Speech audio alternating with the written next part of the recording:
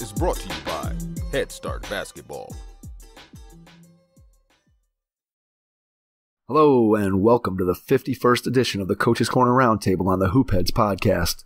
Each episode of the Coach's Corner Roundtable will feature our all-star lineup of guests answering a single basketball question. A new Coach's Corner Roundtable will drop around the 15th of each month. March's Roundtable question is, what is the first thing you do when your season ends to begin preparing for the next one? Our coaching lineup this month includes Dr. Rob Bell, mental toughness coach, Jerry Buckley from Bishop Kenny High School, Erik Buehler from Chatfield High School, Toby Frazier, the color analyst for Jacksonville University men's and women's basketball, Liz Kay from Wahconah High School, Bob Krizancic from Mentor High School, Harri Mannonen, international basketball coach, Ryan Mee, Vassar College, Durante Polite, University of Wisconsin-Milwaukee, Matthew Raidbard, the author of Lead Like a Pro, and Don Showalter from USA Basketball. Please enjoy this roundtable episode of the Hoopheads podcast, and once you're finished listening, please give the show a 5-star rating and review after you subscribe on your favorite podcast app. If you're a basketball coach at any level, please check out our Hoopheads Coaching Mentorship Program. You'll get matched with one of our experienced head coaches and develop a relationship that will take your coaching, your team, your program, and your mindset to another level. Be sure to follow us on Twitter and Instagram at HoopheadsPod for the latest updates on episodes, guests, and events from the Hoopheads Pod. Hey Hoopheads, this March our partners and friends at Dr. Dish Basketball are offering $2,000 off the Dr. Dish All-Star, Rebel, and CT Plus. And don't forget their Anything is Possible giveaway too. Learn more at drdishbasketball.com and follow their incredible content at Dr. Dish B-Ball on Twitter, Instagram, Facebook, and YouTube. Mention the Hoopheads podcast and save an extra $300 on the Dr. Dish Rebel, All-Star, and CT Plus models. Visit drdishbasketball.com for details. How you doing?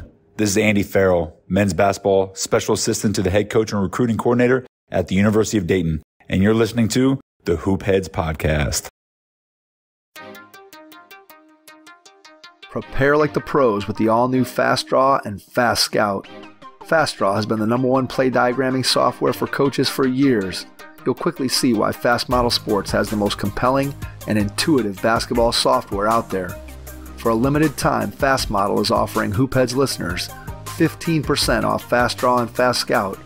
Just use the code HHP15 at checkout to grab your discount, and you'll be on your way to more efficient game prep and improved communication with your team.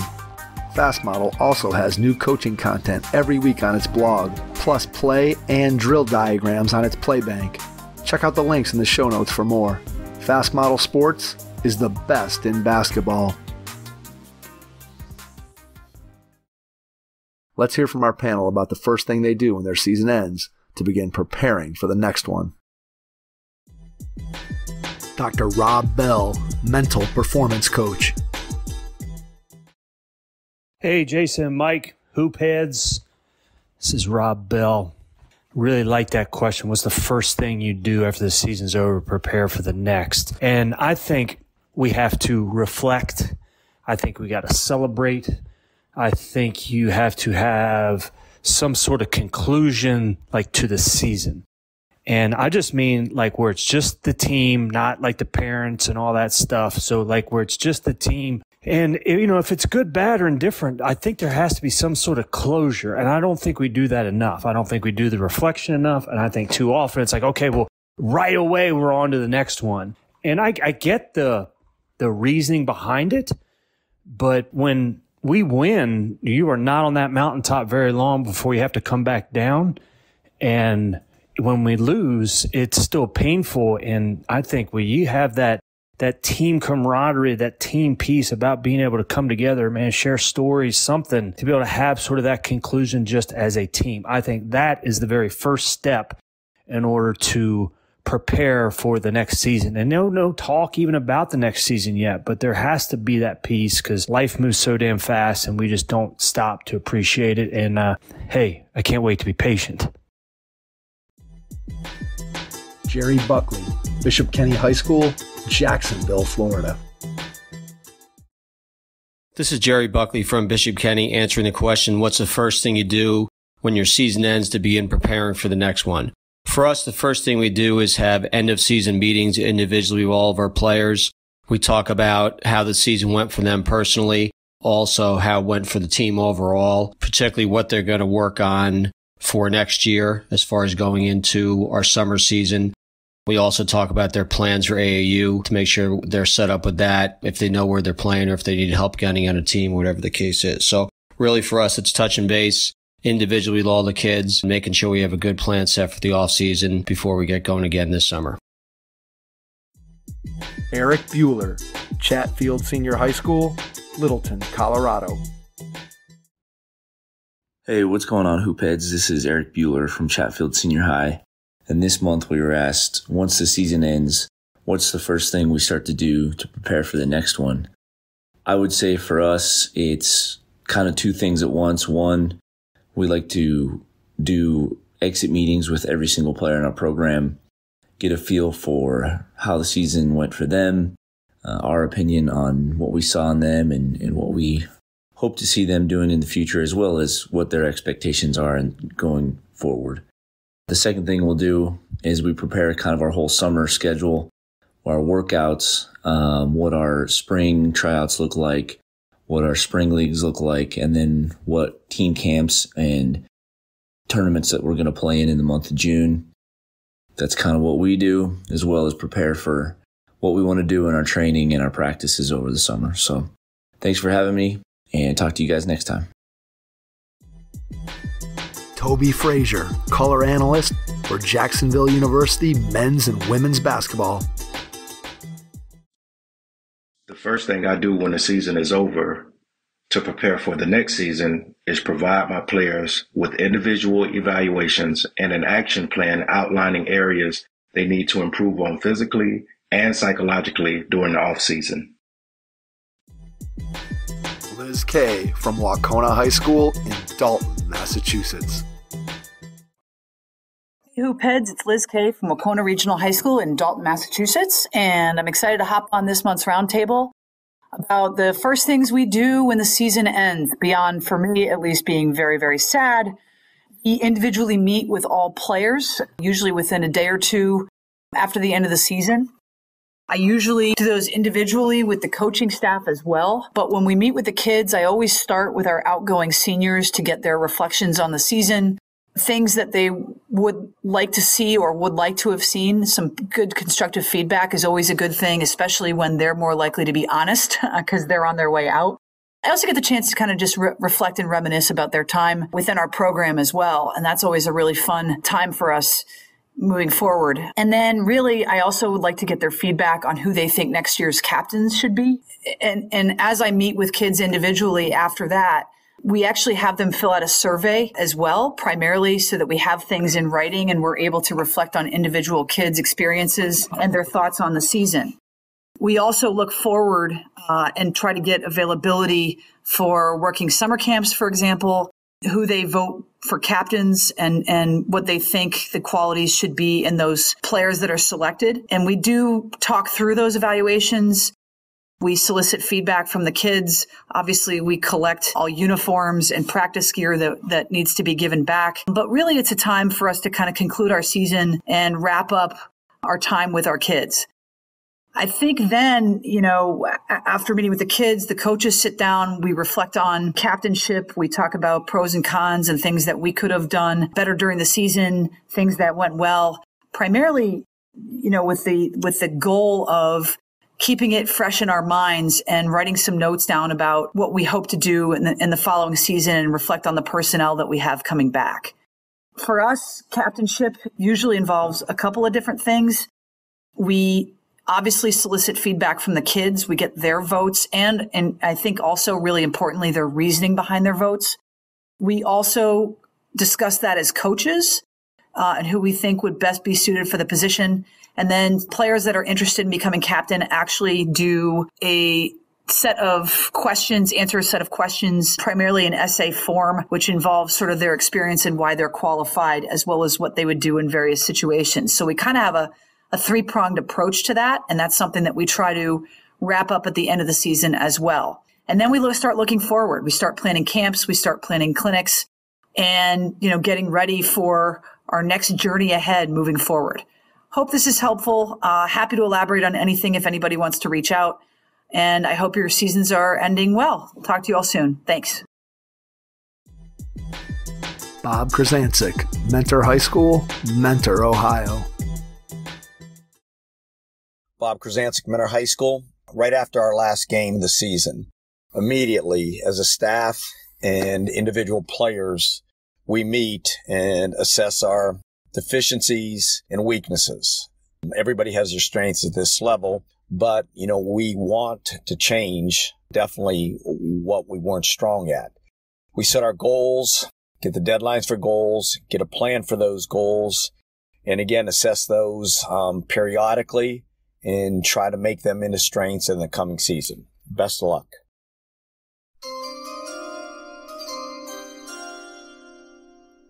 The first training camp Elite Skill Development and Performance Combine will be held on the campus of Western Reserve Academy, just outside of Cleveland, Ohio, powered by Unleash Potential and the Hoopheads podcast.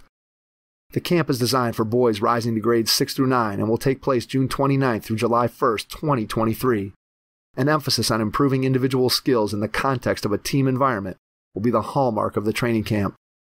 Mike Klinzing from Head Start Basketball and the Hoopheads podcast and Joe's Decision from Unleashed Potential will serve as the camp directors of this inaugural training camp. Campers can expect 3 days of hard work, intense skill instruction, and learning how to be a great teammate on and off the court at the training camp. Players will participate in 10 elite skill development sessions led by some of the best coaches from across the country. Visit headstartbasketball.com to get registered.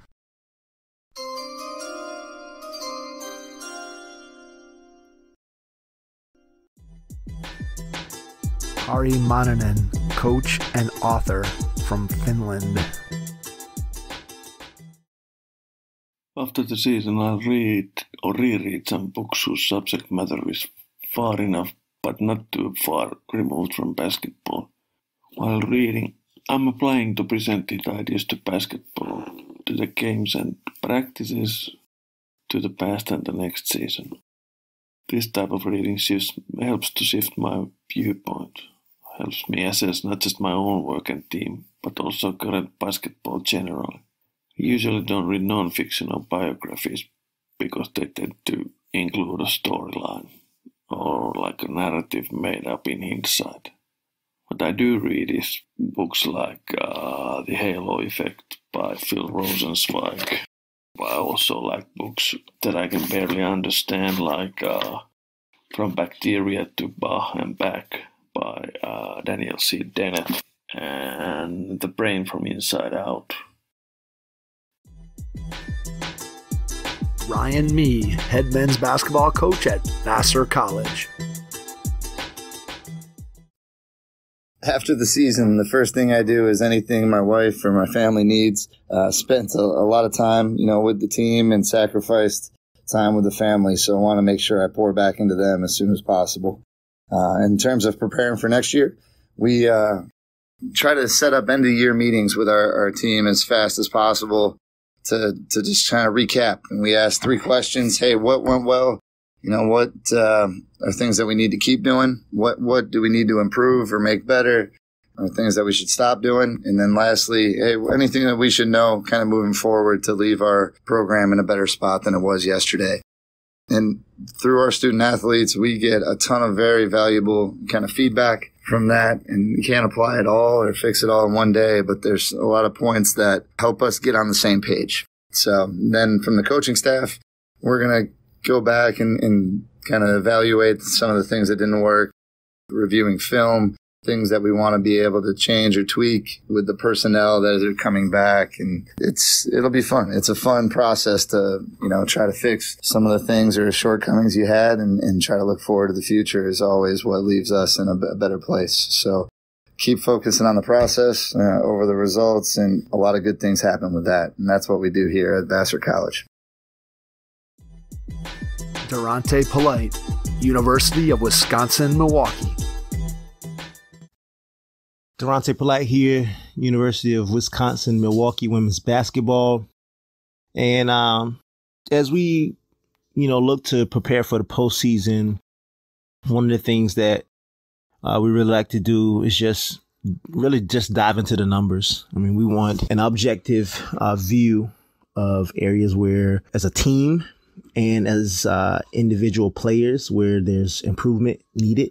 Also looking at the things that we did well, and then, matching that up with film. I think it's a very critical time of the year where we got to be critical of ourselves, again, as a team and as individual players, and just look for, okay, who we are as a program and as a team and what we want to accomplish. How good were we at accomplishing those things, and what hindered us from doing it, and then putting together a plan and a process to get us ultimately where we want to go. So that's the biggest thing, just diving into the numbers, and, you can't really argue with the numbers, and then, letting that reinforce film, and then coming up with a plan from there. It's really a fun time of the year. I think if you kind of research oriented, and if you're not afraid of being critical, because you get to kind of dissect. You don't have the time all the time throughout the course of the year to be able to do that. You do it the best you can, but this is the time of the year where you really can, do that. Dive into. I'm a numbers guy, so I love diving into the numbers and just kind of being point blank about where improvement is needed, where we need to continue to build on strengths and things of that nature. Matthew Raidbard, author of Lead Like a Pro. Hey, Hoopheads Nation, this is Coach Matt Raidbard here with you again for another Hoopheads Roundtable. This time discussing what's the first thing you do when your season ends to begin preparing for the next one. This is a great topic this time of year. It's always an exciting one, March Madness, conference tournaments, upsets, Cinderella. But, sometimes we forget about every time somebody loses in the conference tournament or March Madness, their season ends. And that inevitable preparation for the following year starts. The first thing I do after taking a little bit of time away from basketball and the team and just giving everybody a little bit of a break to reflect and take some time to themselves, the first team or basketball related thing I do is I set up meetings with all of my student athletes to talk about how the season went.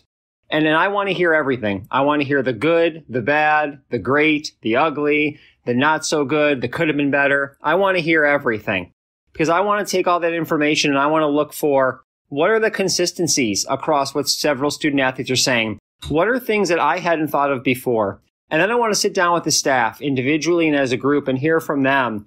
Again, the good, the bad, the ugly, what could have been better, what could have been different. I want to hear everything because I want to take all of that and I want to think about it. I want to look at it. I want to dissect it. And then I want to use that going forward to make better, more informed decisions. Because sometimes during the course of a season or even off season, as coaches, we could look at things with tunnel vision or in a vacuum. We can say, okay, this one area was an issue. I know it's an issue. I want to fix it for next year. And we don't think about all of those other areas that other people are seeing on the team, our players, our coaches, other people associated, administrators, supporters, that they're seeing that we're not because of that tunnel vision, because of that looking at things in a vacuum. So I just want to hear from everyone. I call it kind of my information and data collection. It's formal, it's informal, but it's all about getting that information that I could then take in and then be able to talk with my student athletes moving forward, talk with my coaches, talk to my administrators, people who support our program, to again be able to make those better, more informed decisions moving forward with more information from everybody who is a key stakeholder just like me. So thanks everyone here out in Hoopheads Nation. Appreciate you listening. Don Showalter, USA Basketball. Hi, Don Showalter here from USA Basketball. What do you do after the season to prepare for the next? First of all, once you get, your end of the season stuff done, such as your banquet preparation, get that over with, get your final stats done, get that over with, those kind of things, I think you really need to take some time and just do nothing with basketball.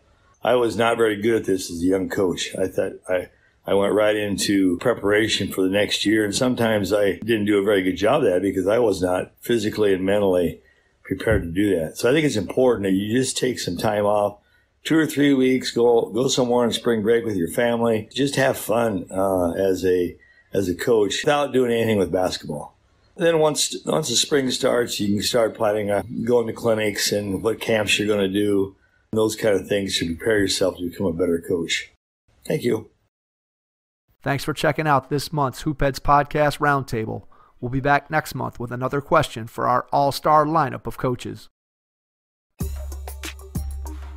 Your first impression is everything when applying for a new coaching job.